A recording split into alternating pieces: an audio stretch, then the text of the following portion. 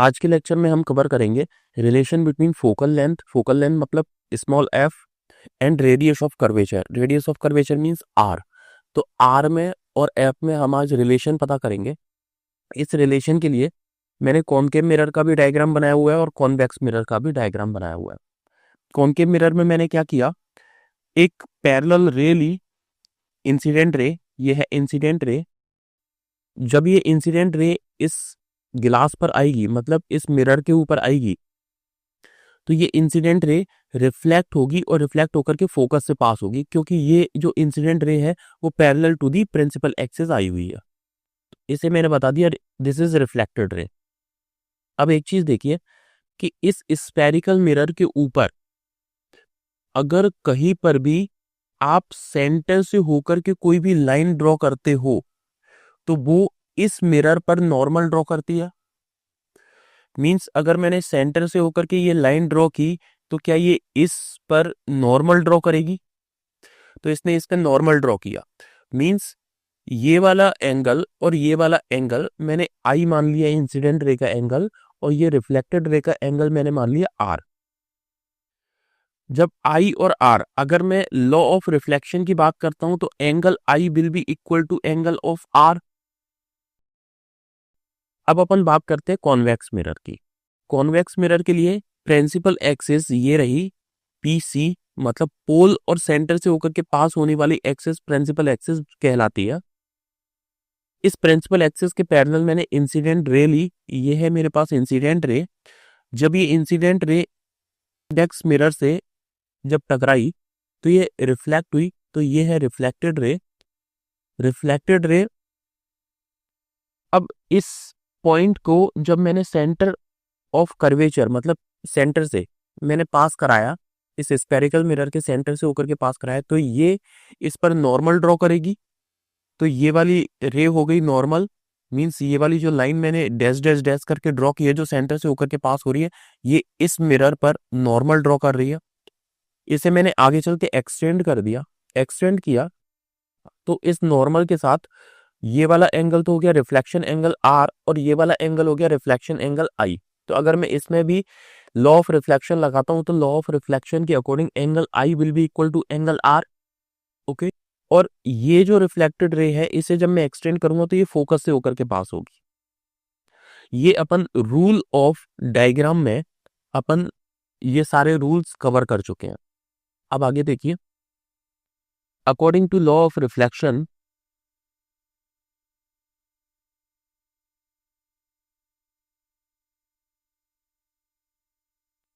Angle I will be equal to angle R, correct. अब अपन discuss करते हैं एंगल अल्फा के लिए। देखिए इस डायग्राम में मुझे एक बात बताइए, ये तो है नॉर्मल, ये है नॉर्मल। जब इस नॉर्मल को ड्रॉ करूंगा तो ये भी एक्सिस पैरेलल है और ये वाली लाइन भी पैरेलल है। मींस इंसिडेंट रे भी पैरेलल है और ये भी पैरेलल है। तो क्या जितना एंगल आई होगा उतना ही एंगल अल्फा भी होगा? सिमिलरली यहां पर देखिए ये वाली लाइन पैरेलल है। जब ये वाली लाइन पैरेलल है तो एक चीज देखिए, ये वाली लाइन इसकी सबसिक्वेंट मैंने ड्रॉ की हुई है जो फोकस से होकर के पास हो रही है, और ये जो नॉर्मल है वो सेंटर से होकर के पास हो रहा है। तो क्या जितना एंगल इस रिफ्लेक्टेड रे और इस नॉर्मल के बीच में होगा उतना ही एंगल इस, क्योंकि रिफ्लेक्टेड रे का एक्सटेंशन ये है और इस नॉर्मल का एक्सटेंशन ये है, तो क्या इतना ही एंगल आर यहाँ पर भी होगा? और जब ये आर एंगल होगा, अब एक चीज देखिए, ये जो प्रिंसिपल एक्सिस है और ये जो इंसिडेंट रे है ये दोनों ही पैरेलल है। जब ये दोनों ही पैरेलल है और ये है इन दोनों से होकर के पास होने वाली लाइन, मींस नॉर्मल, तो नॉर्मल और इस पैरेलल लाइन के बीच में आई एंगल बनाए तो क्या इस प्रिंसिपल एक्सिस और इस नॉर्मल के बीच में अल्फा एंगल अगर बनाए तो I will be equal to alpha होगा।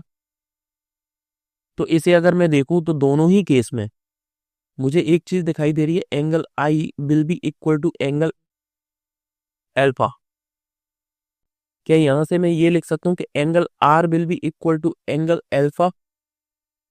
अगर कोई भी दो एंगल इक्वल है तो इसका मतलब ये है कि it will form a equilateral triangle.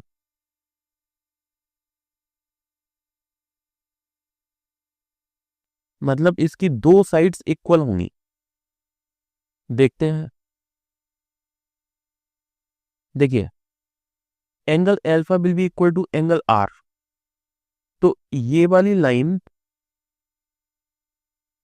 ये तो हो गई क्या हाइपोटेनियस, ये वाली लाइन और ये वाली लाइन, ये दोनों ही लाइन क्या इक्वल होंगी। देखिए जब दो एंगल इक्वल कब बनते हैं, एक ट्राइंगल को देखिए,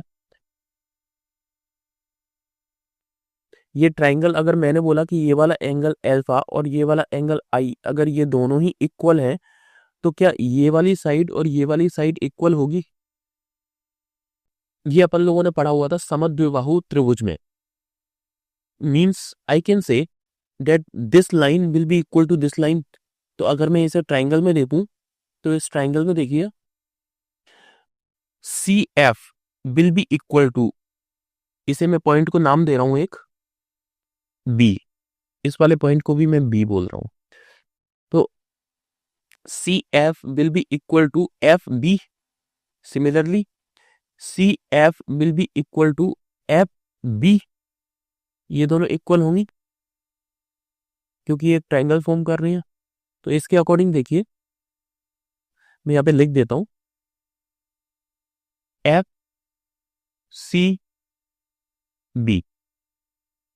यहां से देखिए F C will be equal to F B, दोनों ही इक्वल है। यहां पर मैंने लिख दिया एफ बी सी। तो क्या F C will be equal to F B होगा। मैं एक कंडीशन मान के चल रहा हूं कि इफ द अपर्चर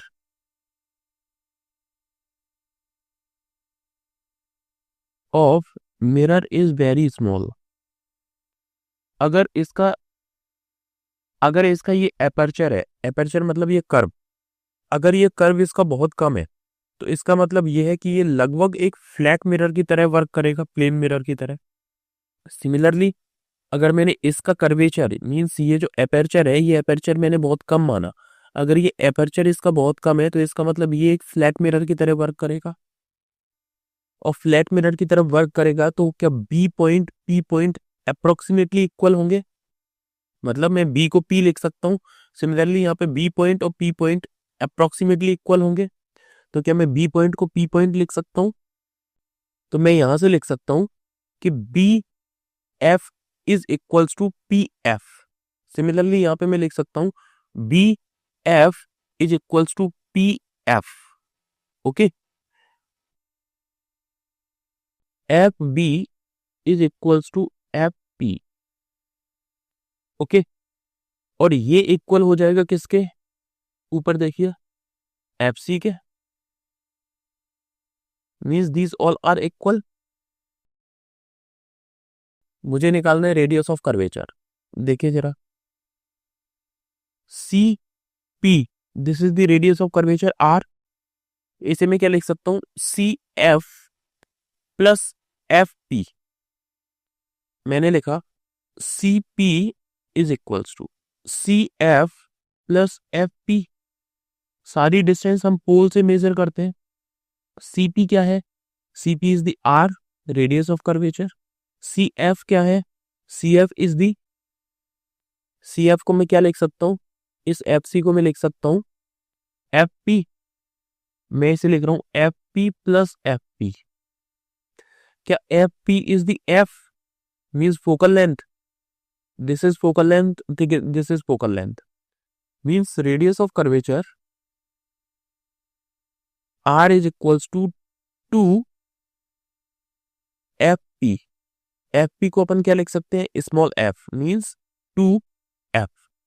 तो यहां से मुझे पता चल गया कि radius of curvature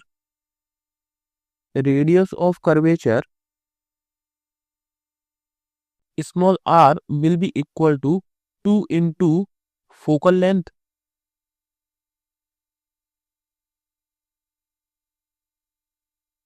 this is the relation between focal length and radius of curvature. Means R is equals to 2f। और ये सभी मिरर पर अप्लाई हो रहा है। लेकिन इसके लिए अपन ने एक कंडीशन मानी है कि the aperture of mirror is very small. अगर अपर्चर बहुत कम है तो ये सभी कंडीशन सभी मिरर पर ये अप्लाई हो रहा है। Okay, thank you.